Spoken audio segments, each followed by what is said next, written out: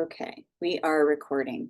So hi everyone, my name is Jennifer Beard and I am a professor in the Department of Global Health, and I'm also the director of our public health writing program here at BUSPH.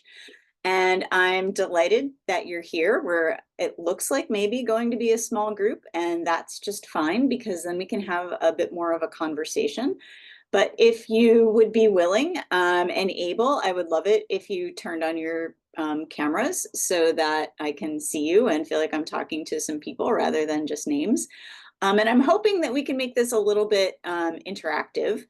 I do have a lot of stuff that I want to share with you, but I also want to hear from you about writing and about your writing process. So what we're going to do is, let me actually put this in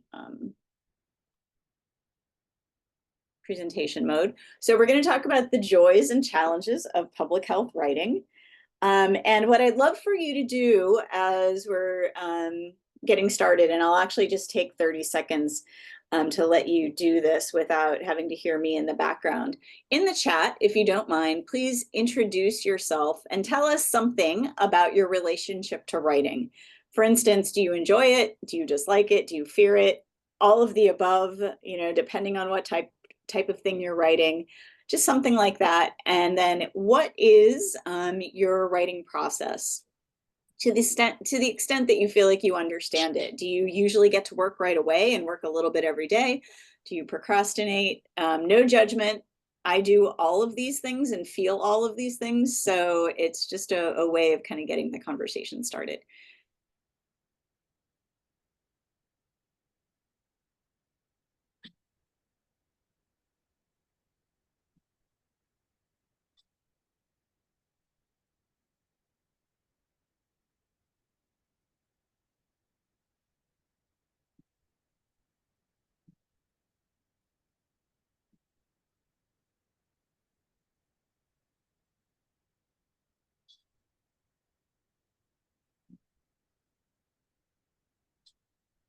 All right, thank you for sharing. Let's see what we have here. Oops.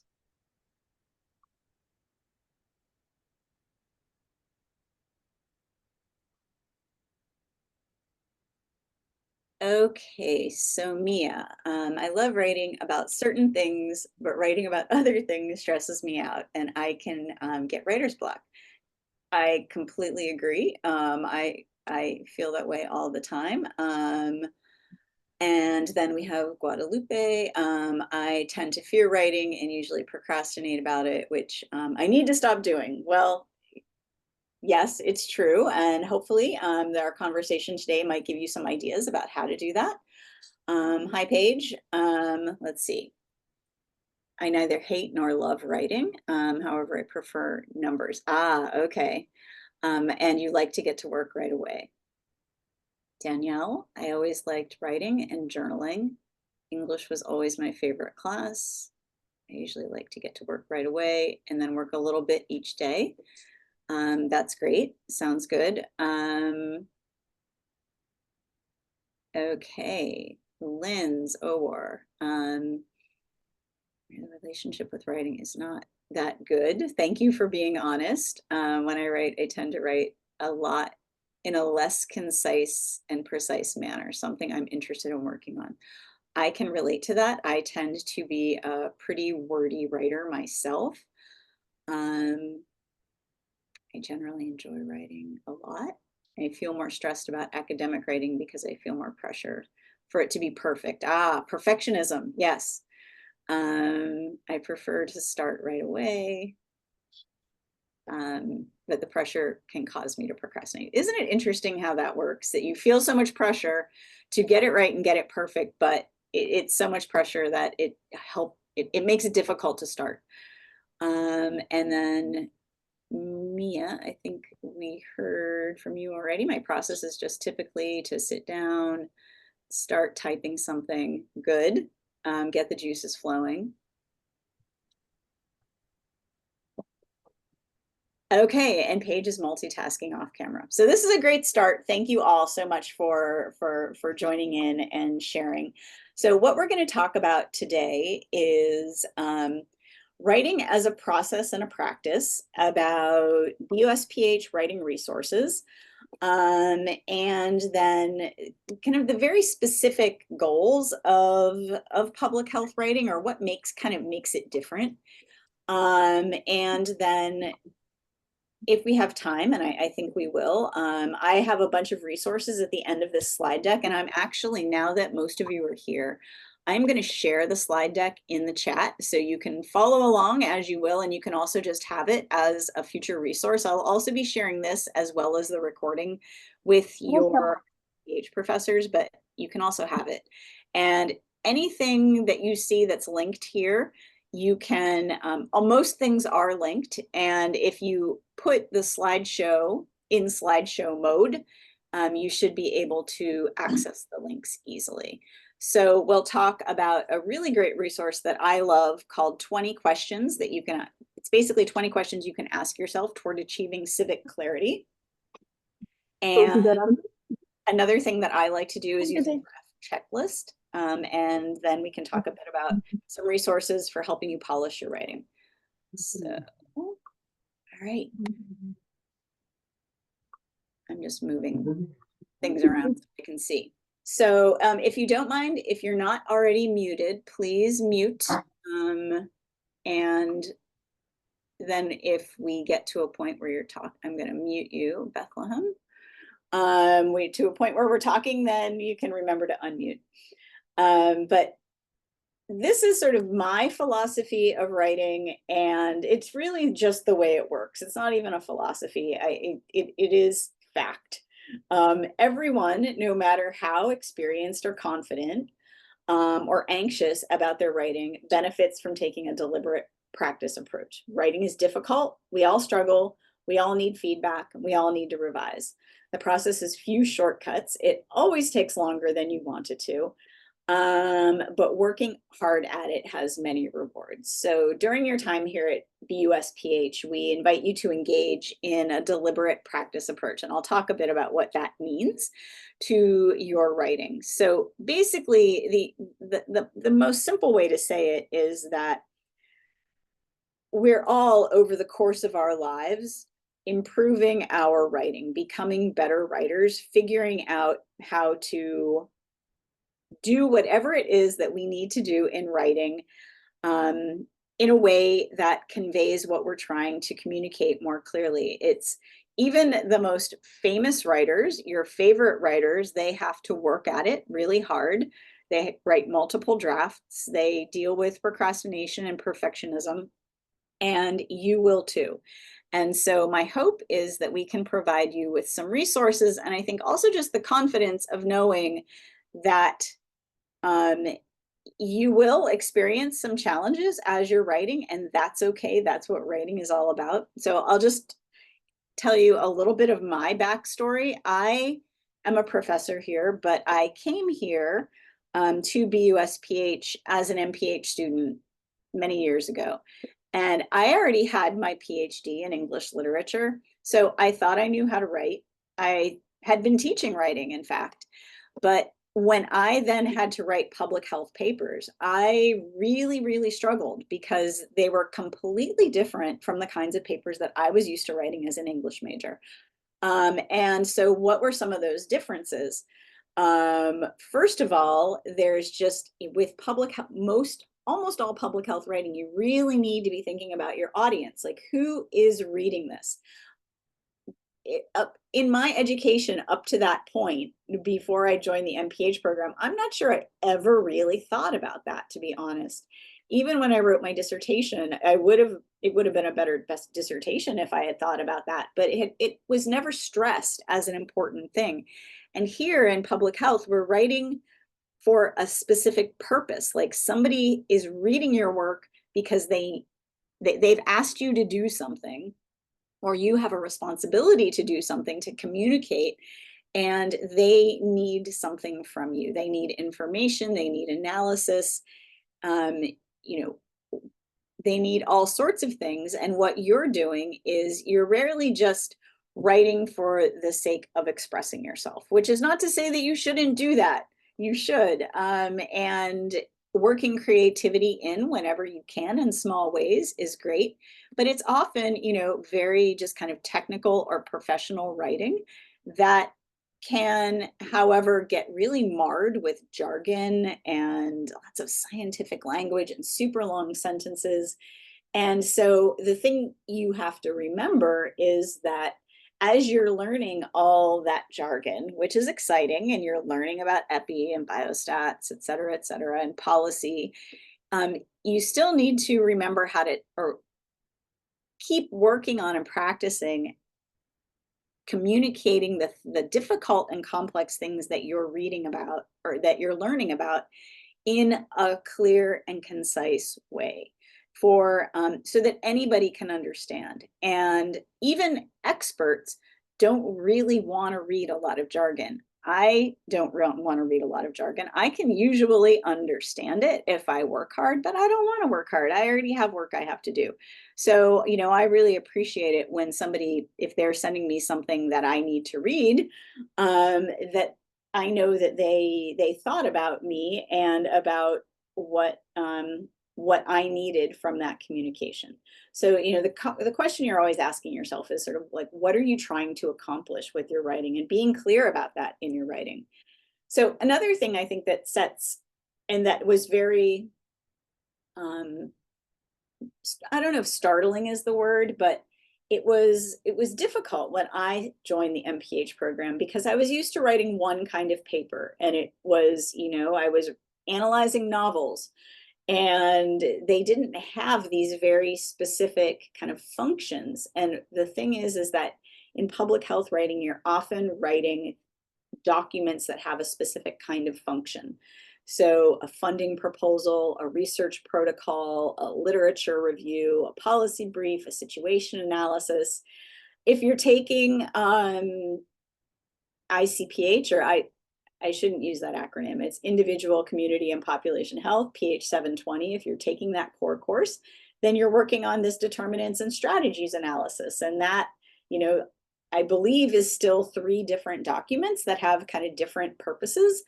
And each one of them is something that you kind of have to adapt yourself to. And there are so many more. So another kind of important thing is just having a sense of, if you don't know how to write X, Y, or Z of any of these types of documents, kind of how to figure it out.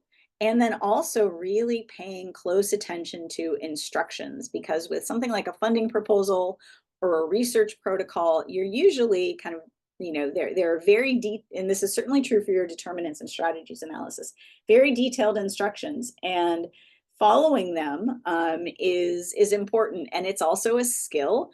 And if we go back to my story, when I got here, I wasn't used to having detailed instructions for the writing that I was doing. So I would sort of, download it from Blackboard. I would read it once and then kind of forget about it and do what I thought I should do. And I quickly had to break that habit and to be like, oh, they wrote these detailed instructions for a reason.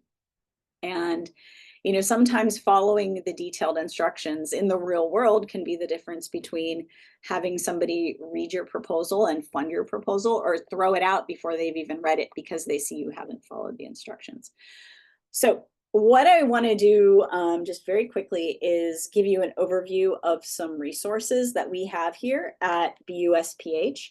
So we have this web page on the BUSPH site called Public Health Writing. If you Google Public Health Writing, this should come up, but you can also access it here. And this is just a screenshot, so you won't be able to see everything that's on here, but there are all sorts of links to resources here, including links to our peer writing coach program, which I'm going to talk about in a minute. Another great place to find information is at the library. So our alumni medical library, if you came to any of the workshops that we had last week or the week before, the first one in the first week of classes was just about basically finding sources, doing research. And the second one was about paraphrasing and citing your sources and using Zotero. But all of those workshops, in addition to all sorts of other things, are linked here to our library. It's a special page on the library website, the Alumni Medical Library website, and it's called the Public Health Writing Resource Center. So it is very similar to the information you're going to find on the Public Health Writing webpage. Honestly, I think this one is better organized because they're librarians, so they know how to organize things. So it's a great place to go and find all sorts of resources. But one of the things that I've done over the years is, because I am always talking to students about their writing and reading student writing, you know, I tend to notice things, notice trends. And so I've written a bunch of blog posts that are linked here on the right, that you can find here on this Public Health Writing Resource Center. And you can also find the link to the blog on the page I just showed you in the last slide. But they're about, you know, they're very short things that are, you know, about becoming a public health writer. Public health writing, it's all about audience and purpose. So me just going on kind of at greater length and trying to explain a bit more clearly what some things that maybe will help you as you are getting started. The other one, public health writing is deliberate practice. There are actually 3 parts to that. And there's also, if you have Professor Schlesinger for your individual, community, and population health, she did a great video called Introduction to Analytic Writing about Public Health, and you can find that there too. So a wealth of resources. Oops. Sorry. All right. These are just links, more links, and links to the actual workshop that we did last week. So you can take a look at these later. And then our peer writing coach program. So this is something that is open to students at all level of ability here at the school. So you don't have to be somebody who feels like you need remedial help. Anybody, even if you feel like you're a pretty good writer, you know, you can benefit from feedback. And so what this is it is students who are in the MPH program who enjoy giving feedback.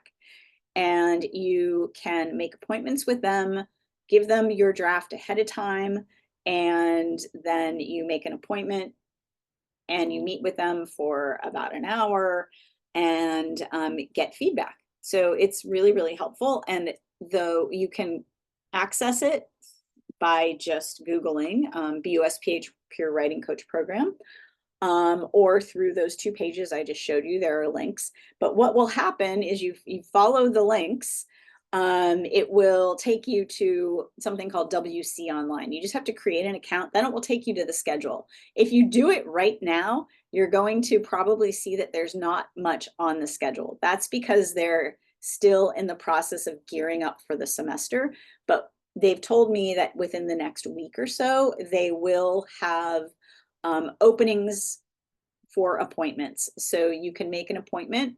You can make up to 2 appointments per paper, and you can make appointments for brainstorming, outlining, feedback on drafts, revising based on feedback, the writing process, team writing, presentations, putting together presentations. So it's just something to keep in mind as a really awesome resource, and it's of course free. The one thing I should say, I don't know if anybody who is here is in the online program. So our online MPH, that's very specific, that if you're in that program, you don't have access to this. But if you're somebody who is here on campus and attending classes in person, then you do. Okay, so that was a sort of quick run through all these different resources. But what I wanted to do was leave a little bit of time just to talk about some resources. So Roy Peter Clark is somebody, he's a writer about, or somebody who writes about writing, and I just love him. But he is reading his books and kind of listening to him and taking his advice has been really, really helpful to me as a writer. And I often share just him as a resource. So online, he has these 20 questions toward achieving civic clarity in your writing. And what that means is just writing in a way that anybody can understand. So one of the, as you know, the title of this workshop was The Joys and Challenges of Public Health Writing. In other semesters, when I've done this, I've called it Putting the Public Back in Public Health Writing. And, one of the things that I think you may find as you do more writing here in the program, and maybe you've already found this in your own writing already, is that because we in public health, we're thinking about population health. So we're often thinking about measurement and numbers, and we use a lot of technical terminology. And that gets in the way of clarity, in so many different levels. And so these are some questions that Roy Peter Clarke asks and shares with you to ask yourself once you've written a draft and you want to go back through it before you submit it and say, okay, here are some things that I can do to improve this before I share it with anybody. So these are just the first 3 questions. And to me, they're incredibly useful. How would I explain this, this sentence, this paragraph, this concept to somebody I know who I know is smart, but who's not an expert? Another way that you can kind of find your way into your writing is, what are the 3 most important things I learned that I now have to unlearn to avoid what Steven Pinker calls the curse of knowledge? And I think this is something that you may find increasingly, that you get so excited about the fact that you understand, what a risk ratio is, that you can't, you understand it, but you don't really have a very good idea of how to explain it. And you certainly don't know how to explain it to somebody who doesn't really know anything about epidemiology. So, the more that you learn about the science of public health and the different sciences of public health, because there are many disciplines, and the more you kind of learn to be fluent in the jargon, the more it starts to creep into your writing, which is not necessarily a good thing. And another great question that I feel like I am always trying to ask myself about my own writing, and as a teacher and an editor, when I'm giving feedback, it's something that I'm often doing, which is, where are the points of greatest complexity so that I can slow down the pace of information there? And what that usually means is breaking up long sentences. I tend to write long sentences, 4 lines, 5 lines, splicing them together with a semicolon sometimes. And that is not, that can create a real hindrance to understandability. So it's something that I'm always working on. And one of the things that I do here at the school is I am also the associate editor of Public Health Post. And I hope you all read Public Health Post. And you can Google it if you don't know what it is. I hope that it's a publication that we put together here at the school, and students write for us. We have 4 writing fellows, and we also have external writers, and I read everything that we publish. We publish 1 article a day, and basically our whole kind of thing is that we're translating research for a general audience. And probably one of the most common things that I suggest to people, or the most common edit I make, is breaking up long sentences. So there's a lot to be said for little things that you can do. So I'd like to just do a quick writing prompt. You don't have to do this in the chat. I'd like you to really just do it for yourself. So maybe pull up a Word doc if you can, if you're in a place where you can write, or just, grab a pen and a piece of paper and just jot down some ideas here. Like, what is your biggest writing challenge? Which of those questions do you need to work on the most? If any of those questions are things you think you might need to work on the most. And then just reflect on that a little bit. And I'm going to set my timer for 2 minutes. And so that's not a ton of time, but it should give you a little bit of time to just kind of sit quietly and think and jot some things down, and then we'll chat about it. So I'm setting the timer for 2 minutes. So I'm not going to collect this. It's totally for you. Um, so please start writing.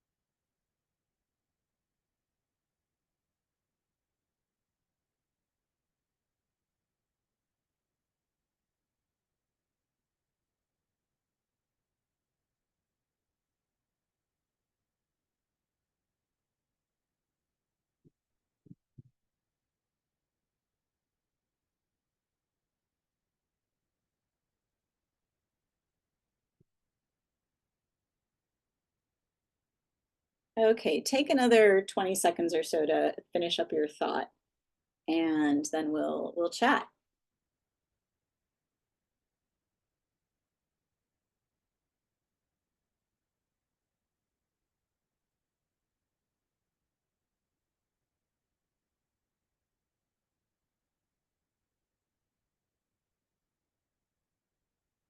So if you're willing to share, you don't have to read what you wrote, but maybe you could just share with us maybe what your biggest challenge is. If any of those questions resonated with you as things you know you need to work on, or just talk about what you also know to be your strengths.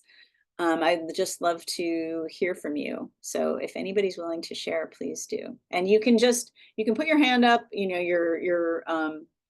your Zoom hand. You can also just wave, or you can just jump in, whatever you feel comfortable with.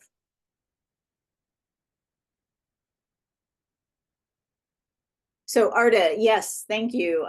Your microphone isn't working, so can you share by writing? Please feel free to do that. But for everyone else, if your mic is working, let's have a conversation.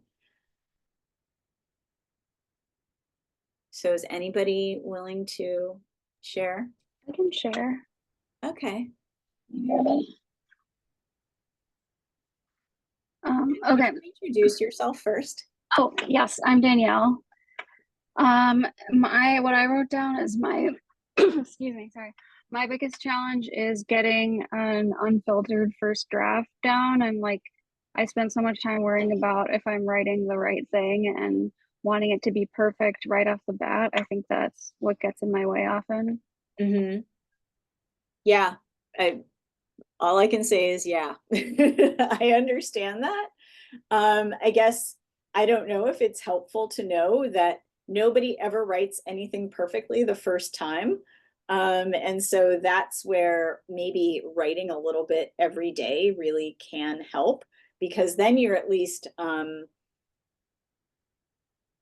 you're engaging with it a little bit every day and creating time for yourself to kind of revisit it. And I think one of the things that I have found that I do, and I still do this, is I will kind of get this idea of what I need to do. I'll think I'm following the instructions, but I'll still kind of like take my own route. And if I have more time, if I haven't waited until the last minute, then I have time to go back to the instructions and be like, okay, did I actually do what I was supposed to do? And I personally find, so my writing process, and this is something I've had to build over the years, is every morning I live close to campus, so I walk here, and I actually walk to Jaho, which is a coffee shop on Washington Street. I usually read for a few minutes. I get my coffee. I read for a few minutes, something that I'm enjoying, just for like 5 minutes to kind of trick myself into it.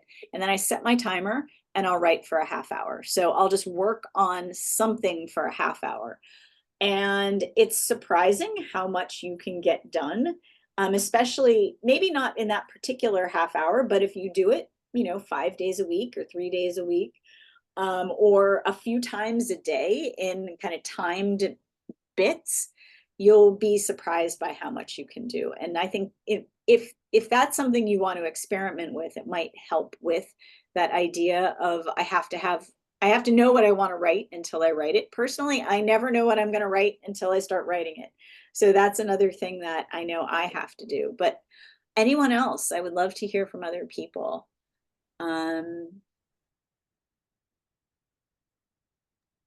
Guadalupe, would you be willing to share? You're the only other brave person who has your video on, so I apologize if we're picking Sure. on you. Something that I wrote down for my biggest challenge is knowing the data, but instead of analyzing it, I tend to repeat it back in my writing. Okay, could you say a little bit more about that? Like what's the difference in your mind between those two things? I feel like I'm not necessarily. Oh, are you in the library?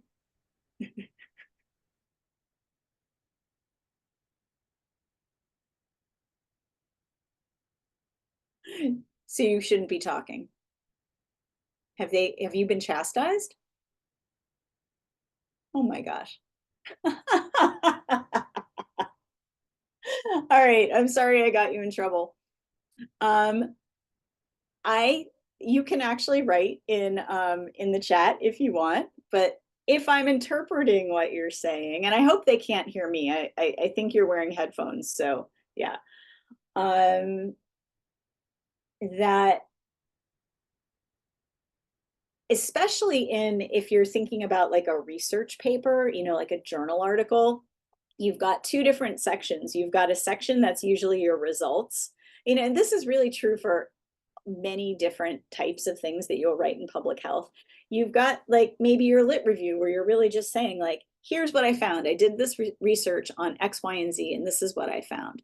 And I've got numbers, I've got data, I've got different kinds of evidence, things that have nothing really to do with me and what I think about it. But then you've got like a discussion section and you're supposed to actually say something about those numbers.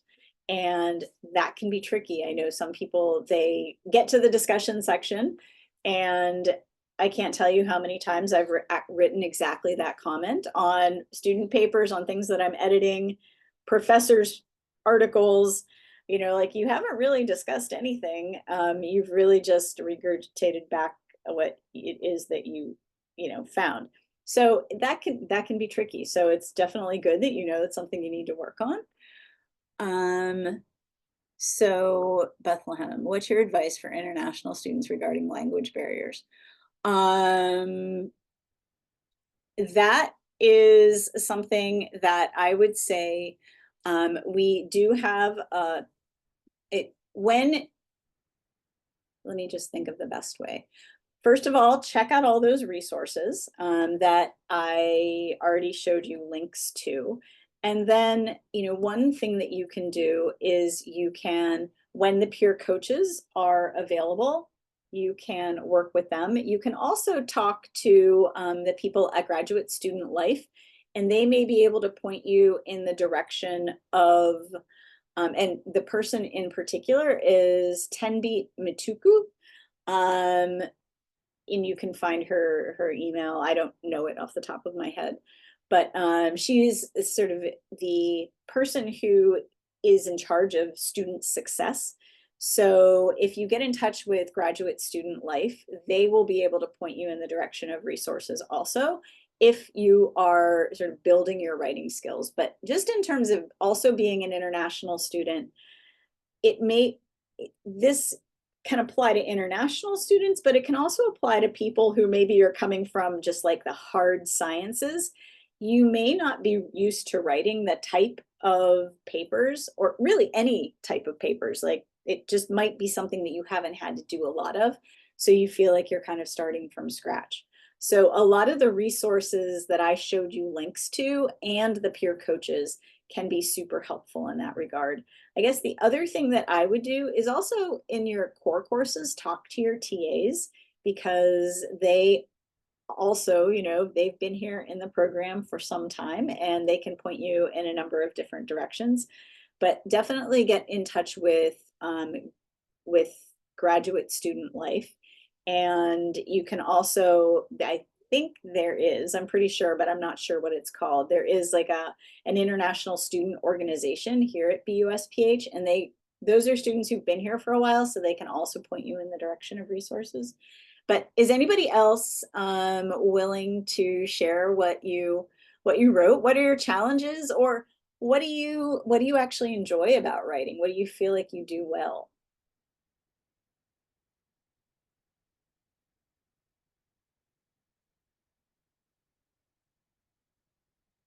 I can share. Okay, thank you. My name's Shannon. Hi. Hi. I said that one of my strengths is like storytelling and being able to kind of craft a more cohesive story, but I also think that that is kind of a weakness. My background is also in English writing. Like I have a English literature, degree for undergrad. So I definitely find that I want to tell a story, but sometimes I feel like the challenge is also that of like trying to come at it from a more analytical standpoint than trying to craft a narrative. Yep, I totally get that, as you're probably not surprised to hear. I think that one of the things that can be helpful is whenever you have a writing assignment, you can sort of think about, for instance, the determinants and strategies paper that you're probably working on for PH 720. You know, you basically what you're doing is you're telling a story.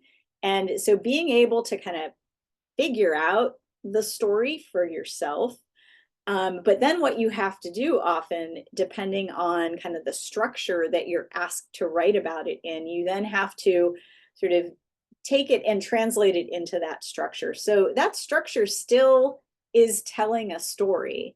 And the best sort of version of, say, that second paper that you're going to write for the DNS, the determinants analysis, that really is very much a story, even though it's got kind of a very specific structure.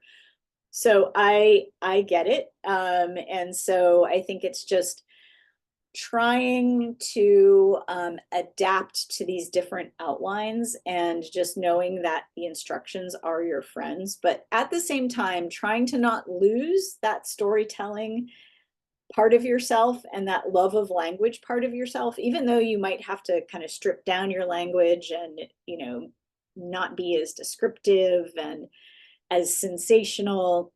You know, there are still ways that you can be, you know, really develop your style, but in a way that maybe is less like an English major. So it's something that you can work on over time. But yeah, just also so you know, if any of you are interested, I teach in the spring a class called Global Health Storytelling that I do with a journalist, somebody who in the journalism department. So there is a place for storytelling, like just straight up storytelling in public health. You're probably not going to get much opportunity to do it in your core courses, but there is a place for it. So hold on to those skills and continue to develop them. But anybody else, would you like to share? You're also shy. You're not shy. You're like multitasking, right? That's what I think you're probably doing. So we should actually probably move on. I am just going to, I don't oops, use Zoom as much as I used to anymore. So, you know, I used to only teach on Zoom for a couple of years and I knew how to do everything. And now just even moving the chat can sometimes feel challenging. But I'm just going to show you a few more slides and then we'll have some time to talk. So some things that I like to do, here are just some suggestions for improving your writing. And the way that I like to think of it as what the best way to do it, and this is particularly for you, Danielle, or other people like Danielle who maybe are procrastinators and perfectionists who feel like you have to do it perfect the first time, which is not possible. So write that messy, bad draft. There is somebody, her name is Anne Lamott. She's a great writer. She's one of my favorite writers. She writes a lot about writing. And she has a book called Bird by Bird, which is all about the writing process. And she has a chapter, and I'm going to swear here right now, so I apologize, but it's not me swearing, it's her, called Shitty First Drafts. And it's basically about how the most important thing you can do when you have to write a first draft is just write a terrible first draft and then go back to it and start reworking it. And some of the things that you can do as you're reworking, you know, a draft that is really, really rough, or that you've kind of been polishing a little bit all the time, is like focus on the small stuff. Like I was talking about before, look at your, you know, how long are your sentences? If you have a sentence, you have many sentences that are longer than 3 lines, then break them up. That just improves readability. It's an easy way to improve readability. You know, and you can just go through your paper, and as you're, you know, with the kind of like idea in mind, I know I write long sentences, so I'm just going to go through this draft, and my 15 minutes today, or my 15 minutes right now, is going to be devoted to breaking up long sentences. Section headers. Section headers in public health writing are your friend. When I was an English major, we never used them, ever, ever, ever. I think I had, when I wrote my dissertation, I had 5 chapters and no section headers. We always use section headers in almost everything we write in public health. And the idea is that your reader is busy and they have a terrible attention span. Like they're being pulled in a million different directions. So they want to be able to skim, or they want to be able to find things easily. So maybe they read the whole thing, they read it closely, but now 3 days later, they know that there was something interesting in there and they want to go back and find it easily. Section headers can be really helpful to them. So, you know, think about your papers in terms of sections and use section headers. That can also just help with kind of the transitions between those different chunks of, you know, kind of the pieces of, say, your determinant strategy or your D&S analysis that you're going to be doing, your determinants analysis that you'll be working on next for Public Health 720. Revise all sentences that start with it is, this is, these are, there is, that is. Basically, you know, you can just do something similar, go through your draft and highlight all the places where you see that. Because it's not wrong to start sentences that way, but it's a way to A, kind of just waste words, and B, if you have a lot of them, especially, you know, most of your sentences start this way, it's usually a symptom of not feeling very confident about what you're saying, and it just infuses vagueness. So it makes it really hard for the reader to know what is the it, what is the this, what are the these, what do you mean there is? So, you know, using real subjects and verbs, you know, looking at these examples here, 2 cars need to be washed versus there are 2 cars that need to be washed. So it's just a way of making your writing a little bit tighter. And if you're somebody who's wordy and you get comments about, I'm not really sure what you're saying, this is one of those little things that you can do that can really help. Cutting unnecessary words. I have another slide about that I'll show you some tips and tricks for that. For me, one of my kind of things that drives me crazy is the word issue. Everything is an issue in public health. And it almost, it rarely means anything. It's just kind of a placeholder word. So that's another one of those things where you can just be a little bit more clear by, and all of these things that I'm saying, don't worry about these things as you're writing. Like, get your draft down. And then if you have time, because you saved time, because you started a little early, go back and kind of work on these things bit by bit when you have a chance. And you'll find that it really does help. And these last two bullet points are super important. So not relying on abbreviations. I think that is one of the worst aspects of public health and science writing is the reliance on abbreviations. Sometimes they're really helpful, but they mostly get in the way.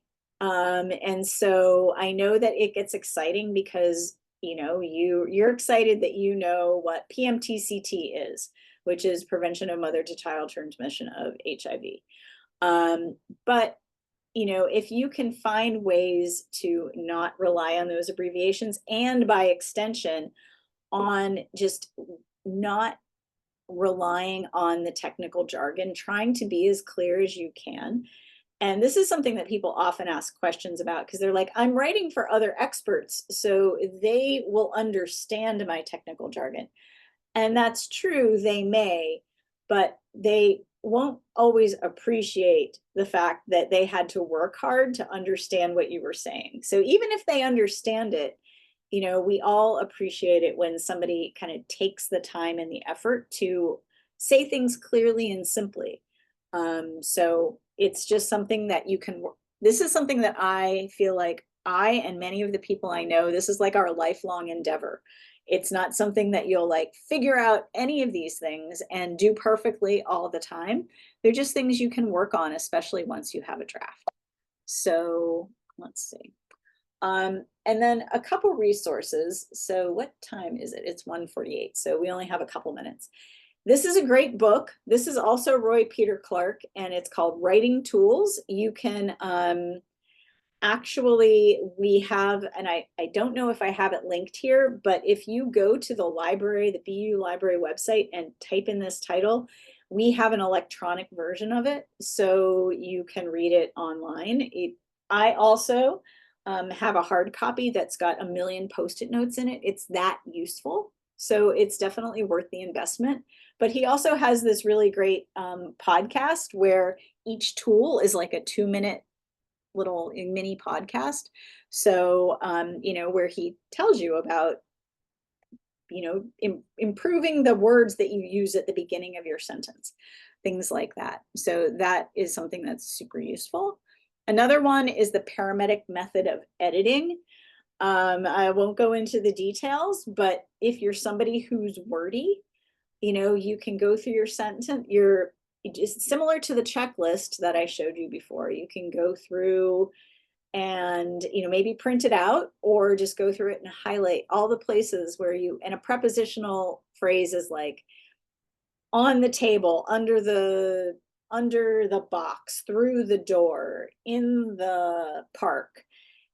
All these 3 kind of word constructions that we can't write in English without them, but we often, they often pad our sentences. So if you have a tight, if you're tight on space, if you don't have a high word count and you need to cut words, that's a great way to do it. So once again, this is a great resource, and you can actually you don't have to buy this book.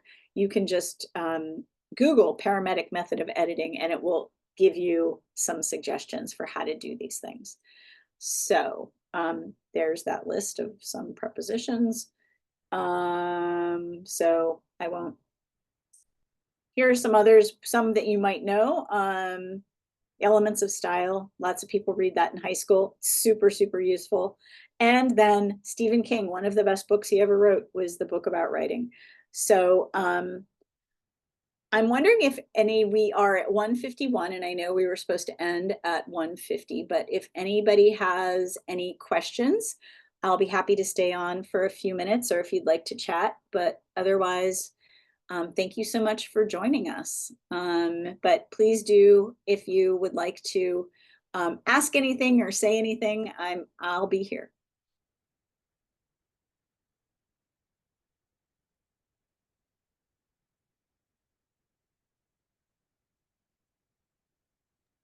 Thank you so much. Thank you. Good luck. Thanks. Good luck to all of you.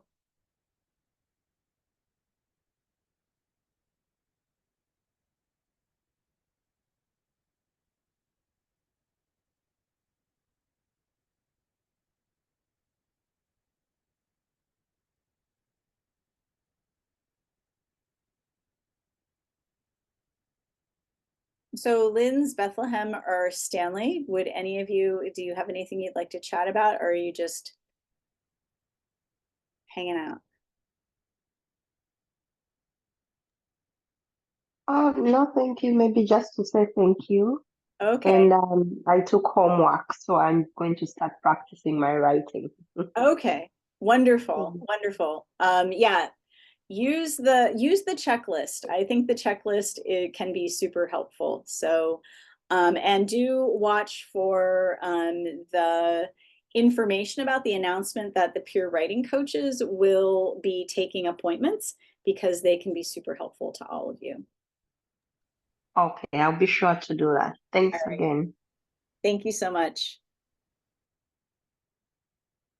All right, I think I am going to go, but thank you everyone, and I will be sending out the slides again, and I will also be posting the video of this, and I will be sharing it with your PH 720 professors. Bye-bye.